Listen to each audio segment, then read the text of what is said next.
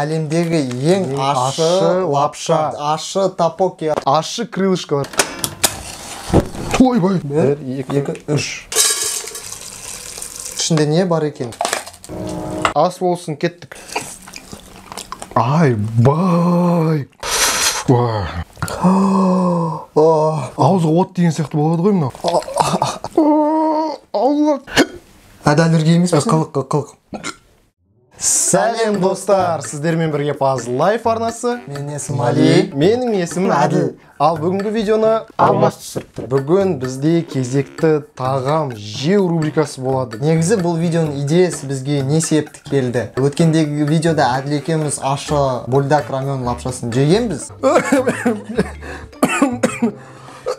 Пікірде сендер айттыңдар бізге, сендер бұны қата дайындадыңдар деп. Мен интернеттен қарасам, біз шында да бұны кәдімгі доширак сияқты дайындаппыз, оны басқалай дайындау керек. Сол себептен мен бүгін ерекше бульдак рамен лапшаларын тауып алдым. Мынау просто ащы hot chicken дейді. Ал мынау ютуберлердің көбі жазады, мынау әлемдегі ең ащы лапша. Бульдак рамен лапшасы ол негізі өз-өзінен өзі ащы. Ал бұл 2x spicy дейді не мына жерде. Кәдімгі ащы лапшадан 2 есе ащы. Және бұл әлемдегі ең ащы лапшалардың қатарына кіреді. Оған қоса біз бүгін осындай ащы тапоки алдық. Осындай мүмкін егер мынау бізге жетпей қалса, ащы сезімді осы тапокимен толтыратын боламыз. Ал егер достар бұл да жетпейтін болса, біз осындай KFC дайындап қойдық.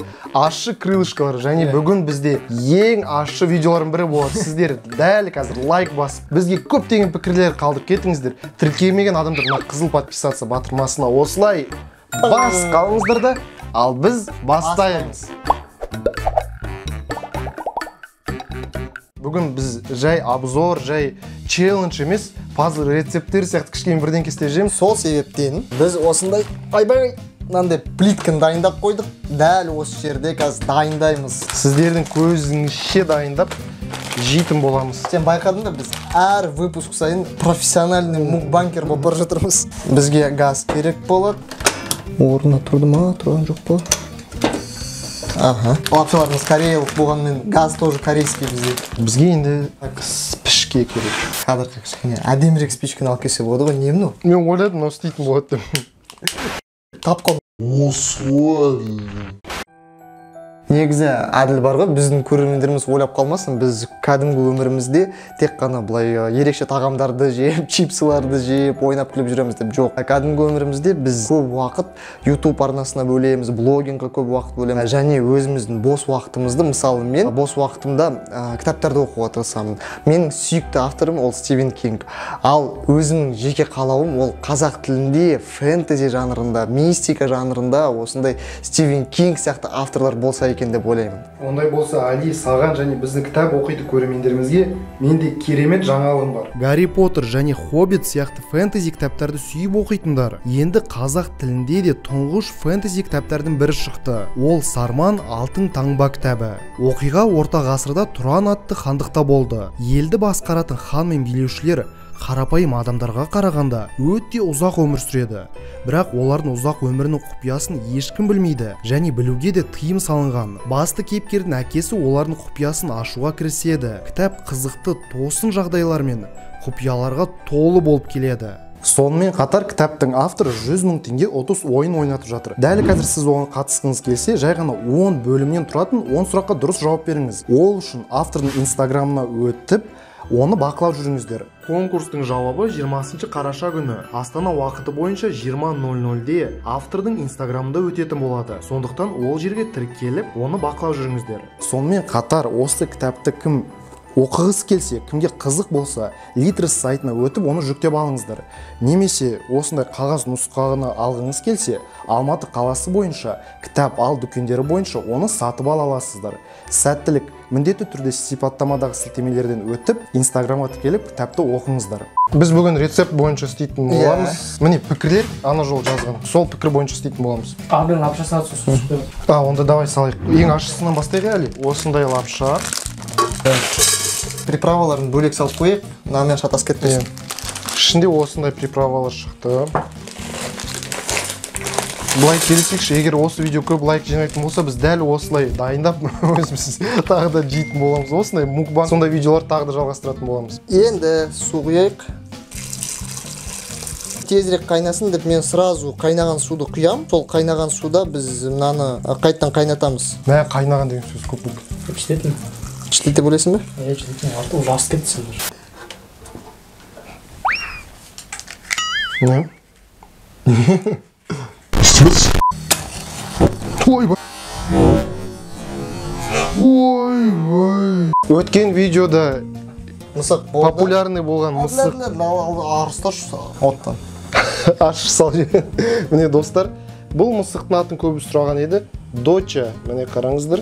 Қайнату керек бұл, не істеу керек? Кішкене қайнасын, может жауып қояйық. Ту бір нәрсе лейтер. Енді оны қазір тағы бір рет нетеміз, бірақ басқа кастрюльканың ішінде. Енді Тұра, мен көрермендерге арт жақпен қарап тұрмын. Давай.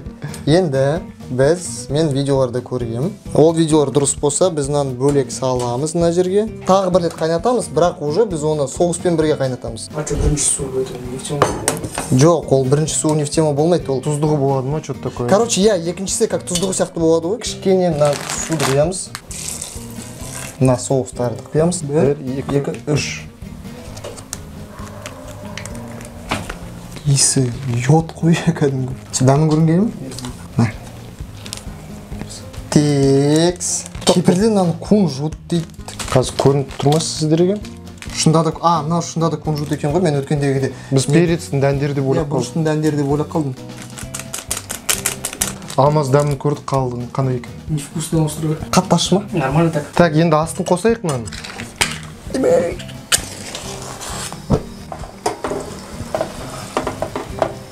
Артық су бізде пар түрінде шығып кетеді, буланып. Ал қалған су бізде соус сияқты болып қалады. Мынаны енді қайда саламыз? Тарелкамызға салайық үлкен, иә? Ана, мынандай мукбанкерлердегі сияқты үлкен тарелка дайындап қойды. Көрермендеріміз көрсін. Аны сонда екеуін араластырып жібереміз бе? Біреуін бір шетке, екіншісін Қаз бәрі. Опа. Міне достар. Енді мынаны ала тұрамыз біз. Дәл жаңағы процессті екінші рет қайталайын боламыз. Бірақ енді мына рамендармен. Так, мынаның несі қара? Уже басқандай еді, міне. Олардың қызылдары да әртүрлі болады. Ішінде қара күшті, мынада корейский бар ұнайды маған, ішіндегі приправасы күшті, ерекше. Но негізі мына джаджан қоңыр болу керек қой. Гуйру лагман бар ма? Вот типа сондай қылу керек қой, менің ойымша енді. Бізде мынау тоже дайын болды. Енді оны ауыстырайық, ауыстырамыз.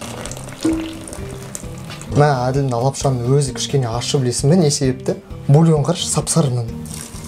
Қараңыз, мұнай сияқты.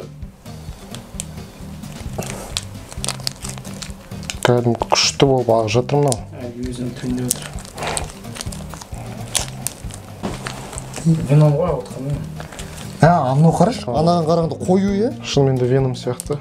Не істен атсын? Аш ма? Иә. Мінекей достар, біз енді дәл алдындағы процессті қайталап мына жерді қайнатып жүрейік. Енді алдына жаққа.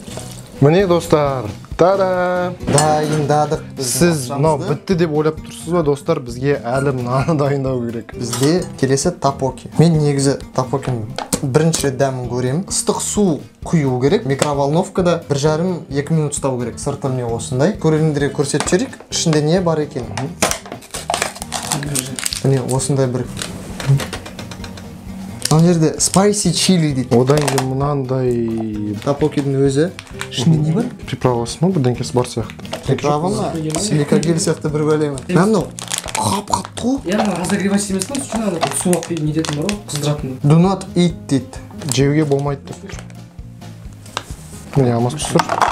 Көріп тұрсыңдар ма? Ішінде бір полоска бар. Сол сызыққа дейін біз суды құямыз. Приправасы қандай екен? Артында барлығы корейше жазылып тұр, сондықтан біз... Просто ескеш. Ух, ё, ну перец е кәдімгі. Қайда? Таза бұрыш пост.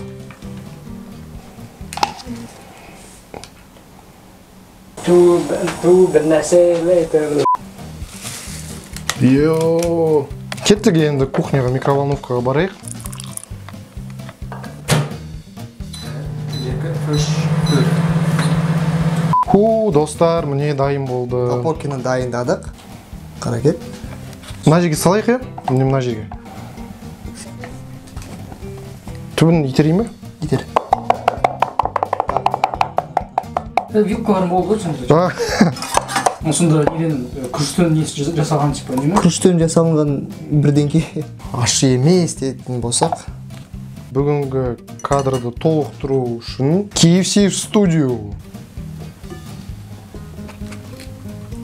Али, көрсетші не алып келдің, қандай құрылғыны алып келдің.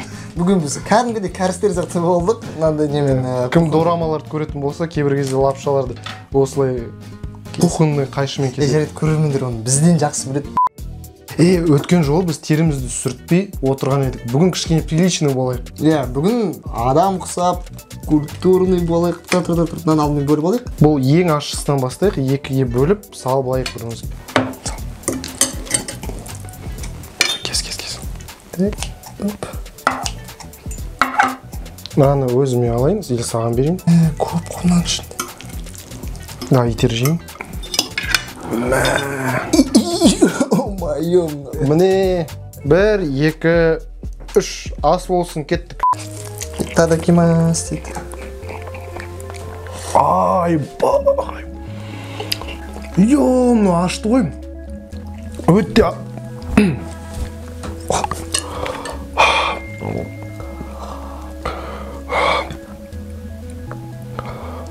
Достар, приличный бола алмаймыз екен бүгін. Өтте ащы. Теріміз өте. Давай, жегенді.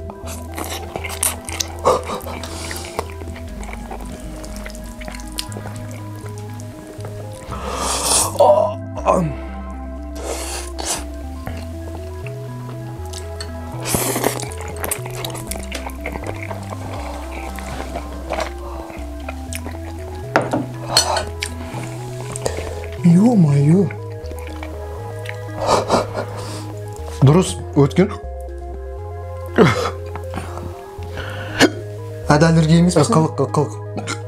Жоқ, ықылықтың аллергиясы бұл. Жоқ, болмайды. Болмайды. Сен асықпай, асықып жеп кеттің бе? Жоқ.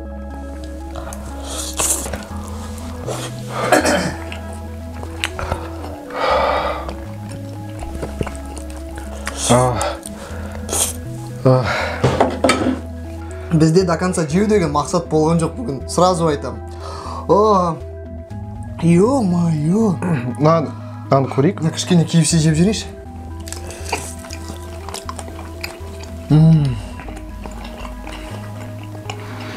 Айбай. Ашық KFC мынаған қарағанда кішкене нормально. Ё-моё.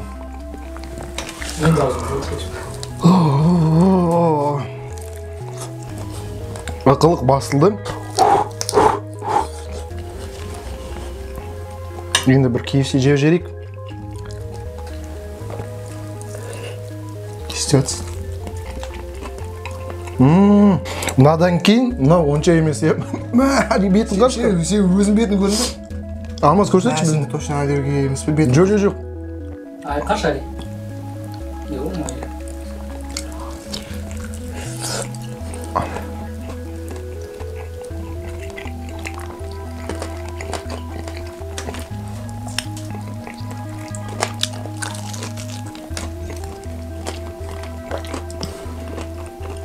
Алдымен сен, оказывается, үйренесің. Ашыға.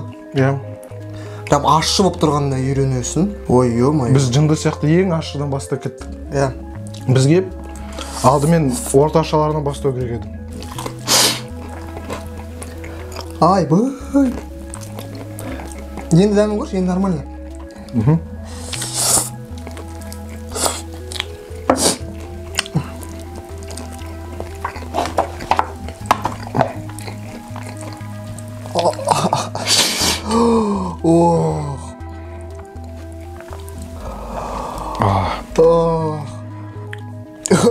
Ну реально ашты мынау.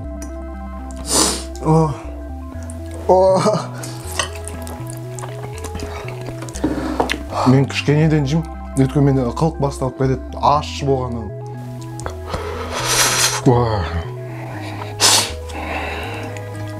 Біз обложкаға түспеппіз. Мен мынандай жеп көрсеңші әлем. Әкел.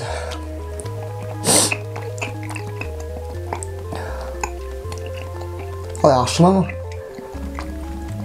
Ащы.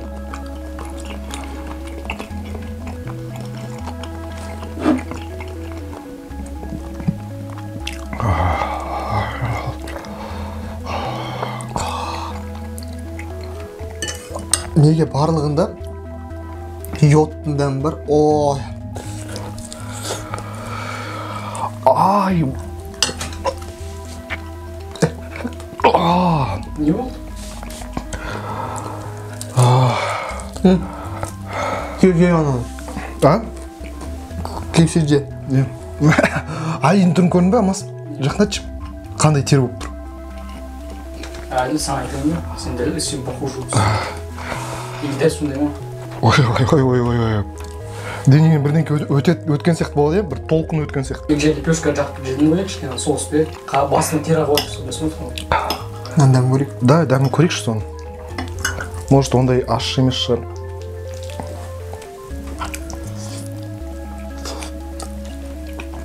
Ужас. Мынау да сондай ма?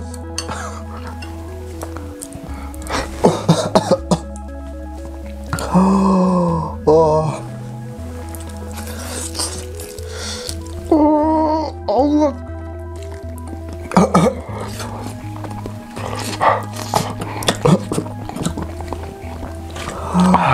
Ауызға от деген сияқты болады ғой мынау.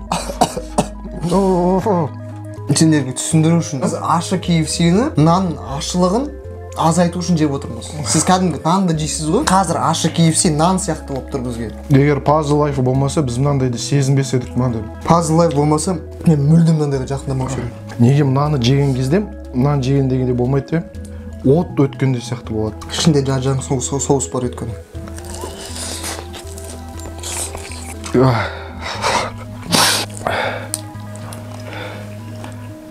Достар,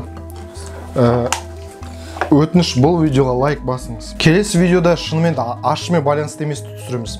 Уәде, өйткені көрермендеріміз біз үшін уайымдап жүр екен. Комментарийлерді оқысақ.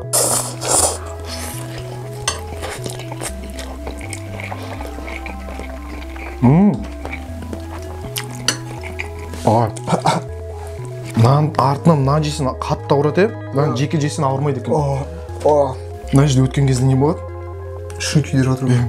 Өткен кезде күйдіріп өтеді, от сияқты. Сен не істеп жатсың? Кішкене былай жек. Әлі.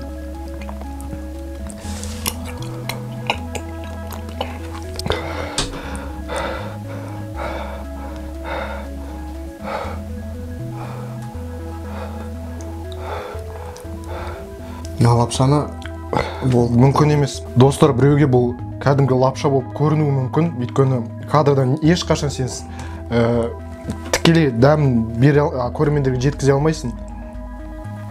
Бірақ шынымен де әлемдегі ең ащы лапша болғандықтан оны жеу, тауысу өте қиын. Қолыма соус тиіп кетті, міне қараңыз, терім ашып жатыр. Мына ащыдан кейін, мынау KFC суытып жатыр ма бірдеңке? Айттым ғой, ащы KFC-дің өзі қазір нан сияқты, су сияқты ғой. О, горох. Горох бар екен.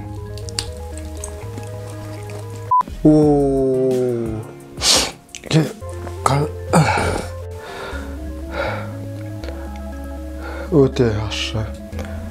Өте ауыртады. Да, кадрға былай. Да, неге істейік?